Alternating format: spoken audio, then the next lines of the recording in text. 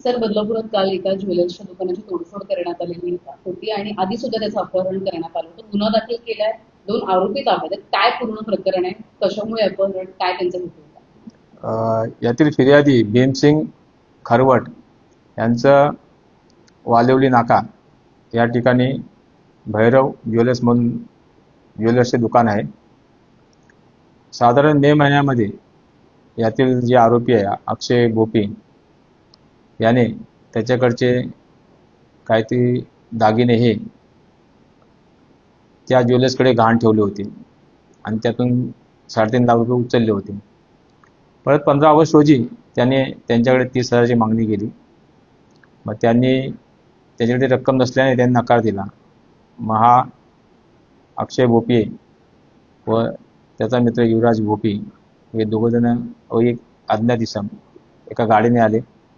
त्यांना कानामध्ये मला काहीतरी दागिने घालायचे म्हणून ते जवळपास घेतले आणि त्या गाडीमध्ये त्यांना बसवलं आणि एरंजळ परिसरामध्ये जंगलामध्ये नेऊन त्यांना शस्त्राचा दाग दाखवला व त्यांच्याकडे 10 लाखाची रोख रक्कम मागितली.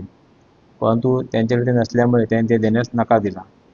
काही वेळाने त्यांनी व्हॉट्सअप कॉल करून त्याच्या पत्नीला सांगितलं, बाबा मला हे लोक जीवे ठार मारतील, तर तुझ्याकडे असलेले काही त्यांनी जे 7.9 ग्रॅम वजनाचे दागिने द्यायला लावले ते त्यांनी घेतले आणि त्यानंतर भीमसिंग खरवट यांना ते सोडून दिलं होतं.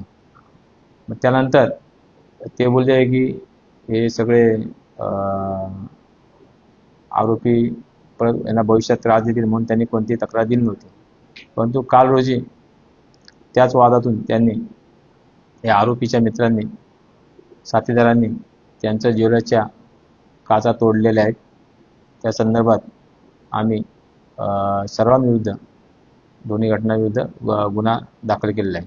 सर, जे शस्त्रांचा वापर केला परवाना होता किंवा कशा पद्धतीने? नाही, ते शस्त्र अद्याप आपल्या ताब्यात नाही. याच्यामध्ये जे आरोपी आणले ते आम्हाला युनिट 4 श्री पोलीस निरीक्षक श्री गज्जल यांच्या टीमने आत्ताच आमच्या ताब्यात दिलेले.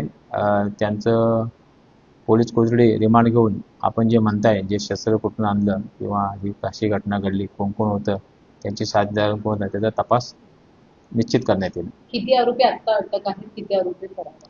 आता याच्यामध्ये 2 आरोपी आम्ही युनिट 4ने ताब्यात दिले. त्यांची अटकेची कारवाई सुरू आहे आणि पहिल्या घटनेतला 1 आरोपी फरार आहे आणि दुसऱ्या घटनेतले 4 ते 5 आहेत.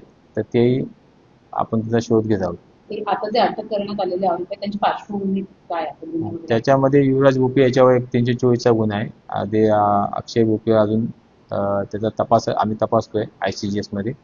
मग काय माहिती असेल तर आपल्याला त्यावेळी देण्यात येईल.